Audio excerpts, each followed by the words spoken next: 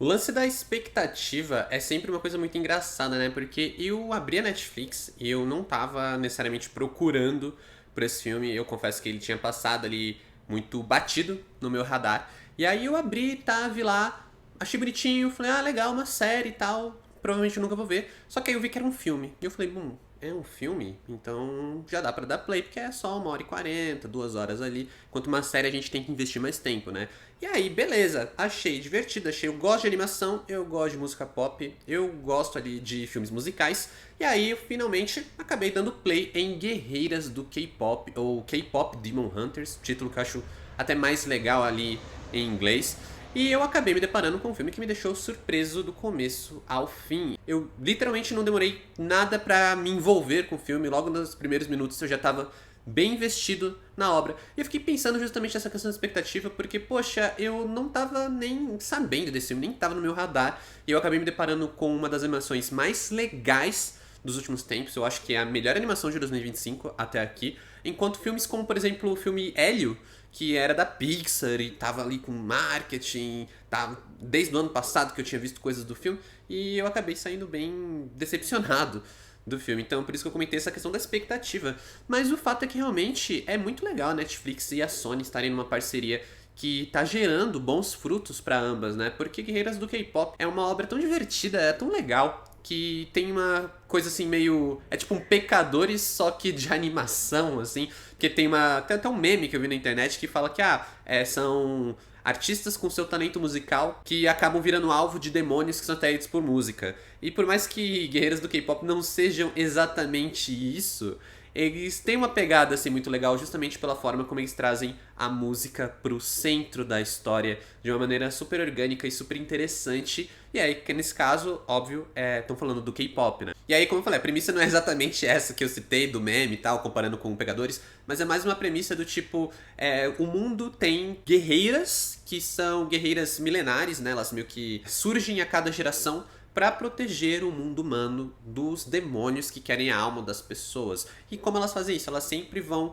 lutando e reforçando uma barreira através da música. Só que a música, ela vai mudando, né, de tempos em tempos. A música que tá ali no auge, ela vai mudando de tempos em tempos. E aí, na era contemporânea, elas surgem como um grupo de K-pop. E aí tudo meio que vai funcionando, elas fazem sucesso, elas conseguem meio que manter isso, até que os demônios têm uma ideia mirabolante para conseguir tirar elas do foco, né? Tirar elas desse auge. Eu nem vou me aprofundar mais nisso, porque esse filme, como eu falei, foi uma surpresa pra mim. E eu não quero falar muito da narrativa aqui, porque eu acho que ir descobrindo essa experiência é muito legal. É muito maneiro você ir e acabar se deparando com essa obra que ela não entrega, de fato, o que ela é logo nos primeiros minutos. Mas é um filme que ele vai ter tudo que uma animação boa precisa ter, assim. Vai ter bons personagens, vai ter uma animação muito bonita, vai ter umas sacadinhas legais ali, justamente aproveitando o potencial que existe numa animação, né, que é muito mais ilimitado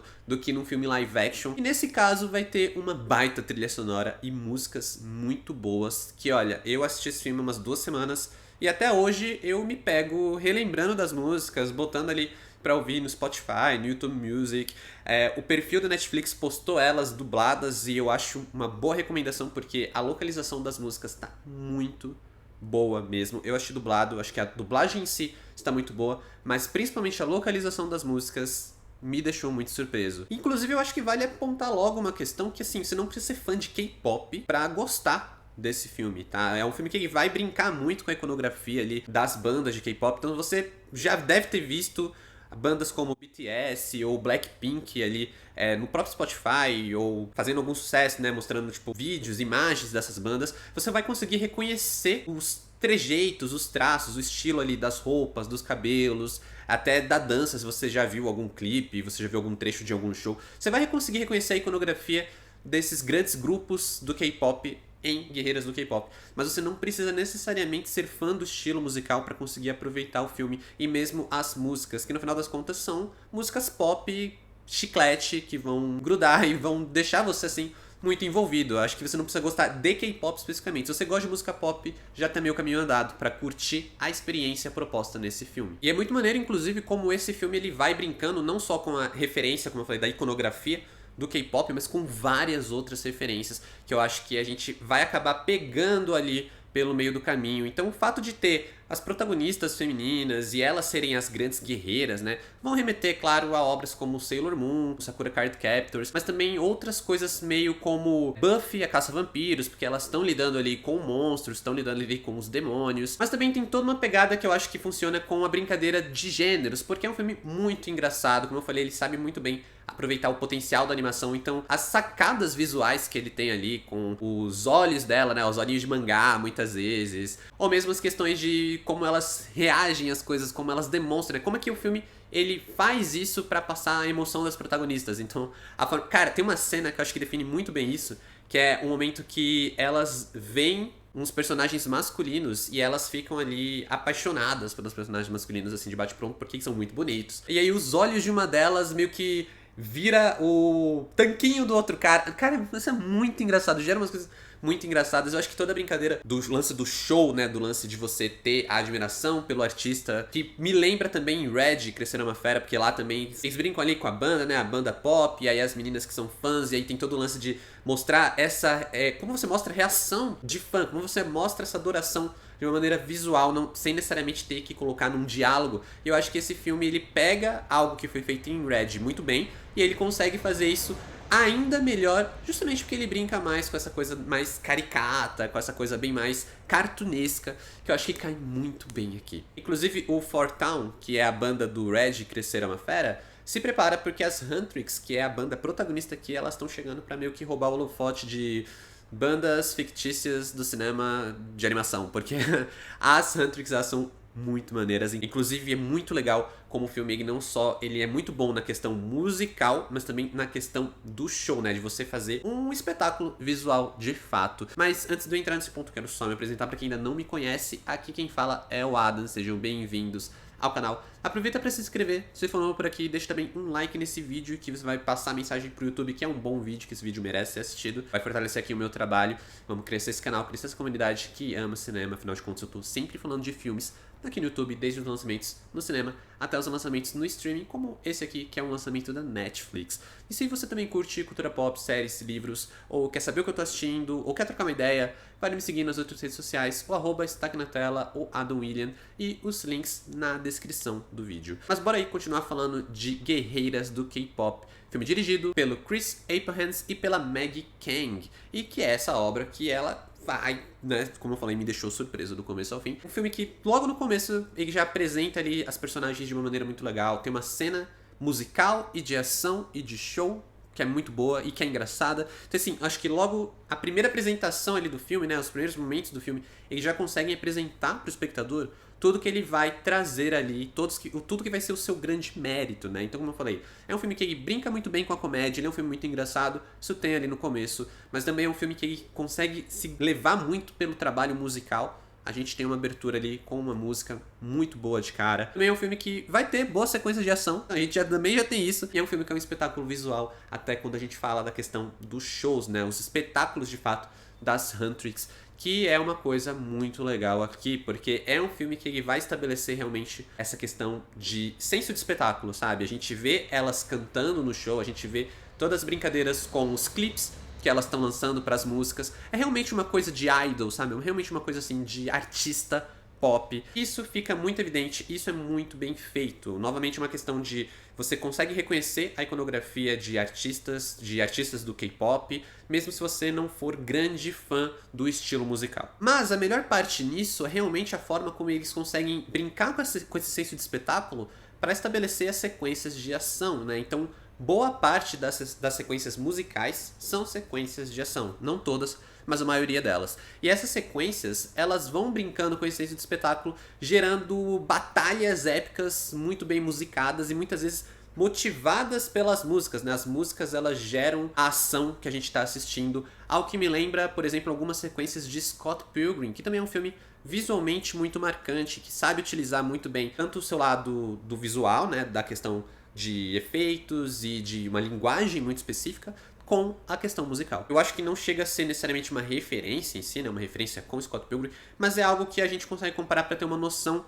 mais interessante de como os diretores aqui, eles trabalham esse aspecto visual de uma forma interessante. E tudo isso sem deixar de lado todo um trabalho legal com os personagens, que eu acho que é um dos grandes pontos fortes aqui, ainda que seja também nesse momento que a gente vai ter que lidar com alguns clichês, né? A gente sabe que o filme vai esbarrar em alguns clichês, como por exemplo, toda uma questão de um romancinho que vai ser desenvolvido, que é bem clichê, mas que no final das contas não chega a incomodar de fato, né? Eu acho que Guerreiros do K-Pop é um filme que lida muito melhor com o clichê que ele tá trazendo do que outras animações recentes, e que ele consegue fazer isso ou com um bom desenvolvimento de personagens, ou realmente com um senso de espetáculo, com as boas músicas que eles estão trazendo. E quando eu falo de desenvolvimento de personagens, eu me refiro muito mais aos personagens meio que principais, que são a Rumi e o Jinu. A Rumi é a líder das Huntrix, e o Jinu é um dos principais antagonistas do filme. Os dois vão ter questões bem interessantes de conflitos pessoais, que eu também não quero entrar em detalhes aqui, porque eu acho que já entra um pouco ali nas questões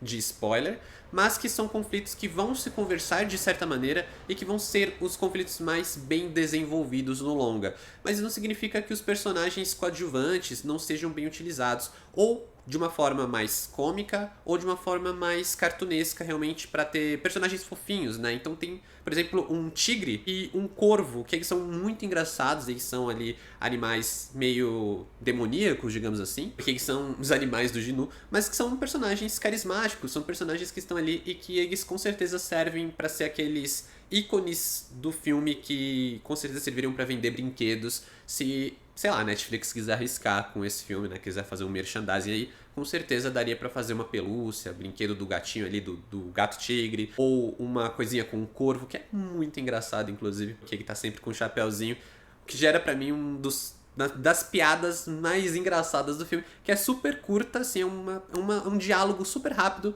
mas que me arrancou uma gargalhada muito boa. Do lado das meninas, a gente tem inclusive as outras protagonistas, né, as outras Huntrix, que são legais, assim, elas têm uma personalidade ali mais fixa, digamos assim, enquanto a Rumi ela vai sendo mais desenvolvida. As outras elas são mais ali bidimensionais, digamos assim, então a gente vai ter a personagem que ela é mais engraçada, mais fofinha, e a outra que é mais séria, mais casca grossa. Elas meio que ficam nessa lógica, tem uma dinâmica muito parecida com as Meninas Superpoderosas, talvez, mas que funciona. E, inclusive, já que eu tô puxando referência aqui de Meninas Superpoderosas, Sailor Moon e etc., eu queria dizer que a Rumi, ela me lembra muito a Jinx de Arcane, e eu não sei se é só por causa do cabelo, mas ela me lembra muito a Jinx, e eu não vou reclamar porque é um acerto visual muito bom. Eu acho que todo o trabalho ali de design de personagens é muito acertado também, porque tornam elas bem marcantes, tornam elas personagens, assim, visualmente muito marcantes, e que eu tenho certeza que conseguem carregar o nome dessa franquia se eles quiserem expandir isso, talvez com uma série, talvez com uma sequência. Eu topo as duas coisas porque, como eu falei, de cara eu falei, não vou assistir porque é uma série, aí vi que era um filme. Mas eu gostei tanto que eu veria uma sequência se ela for bem feita, assim, se for uma série, mas for legal, for bem desenvolvida, eu super curtiria.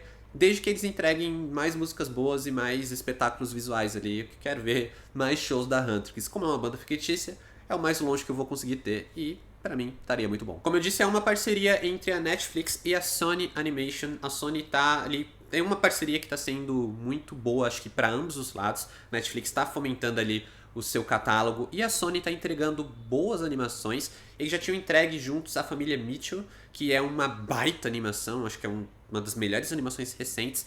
E a Sony também, né, toca ali os filmes do Aranhaverso. Aqui a gente tem em Guerreiros do K-Pop uma obra que ela brinca bastante com esse estilo de animação que meio que Aranhaverso mudou o jogo, né? Desde Aranhaverso, vários estúdios, várias animações vão brincar com um estilo parecido, seja copiando, seja fazendo variações desse estilo, mas sempre tornando tudo um pouco mais ilimitado, assim, acho que sempre ousando mais e meio que adaptando isso para as suas narrativas, né? Trazendo isso de uma forma que funcione melhor para suas narrativas. A em Aranhaverso a gente tem muita coisa de quadrinhos, né? Coisas que brinca muito com a linguagem de quadrinhos. E isso não necessariamente é repetido em outras obras, né? Gato de Botas tem um estilo próprio, e aqui Guerreiros do K-Pop também tem esse estilo próprio. Aqui é muito mais voltado, talvez, para a linguagem de animes e também brincando com a iconografia da banda, a iconografia ali de você trazer o estilo do K-pop, você trazer o estilo de artistas, né, estilos de show, e que acaba funcionando muito bem, porque a gente vê que eles estão meio que bebendo do mesmo estilo, mas sem necessariamente se bastando na cópia, sabe? Não tá simplesmente imitando esse estilo de animação, mas usando o que funciona, adaptando o que tem que ser adaptado e realmente se baseando numa coisa para criar uma linguagem específica que vai caber dentro dessa história, que é muito bem contada, é muito interessante, é um filme muito envolvente e, como eu falei, tem o seu clichê ali, um clichê ou outro ali, mas consegue se destacar muito mais pelo que ele faz de certo do que pelas poucas coisas que poderiam se tornar um incômodo. Então, para Guerreiras do K-pop, nota 8. Fiquei muito feliz com esse filme, foi uma grata surpresa. Eu acho que, repito, pra mim deve ser uma das melhores animações recentes. Eu acho que até agora eu não tô conseguindo lembrar de alguma outra animação que eu tenha curtido tanto esse ano quanto eu gostei de Guerreiras do K-pop. E é inacreditável o que a Netflix tá fazendo, né? Deixando a Disney pra trás completamente, né? Porque recentemente da Disney, o que eu consigo lembrar? Moana 2 e o fraquíssimo Hélio, que são dois filmes ali que não chegam nem perto da qualidade, da diversão, do entretenimento que a gente tem aqui com Guerreiras do K-pop. Mas me conta o que você achou de Guerreiras do K-pop, se você já assistiu. Se você não assistiu, comente sua expectativa. Muito obrigado por assistir até aqui. Valeu, falou e até mais.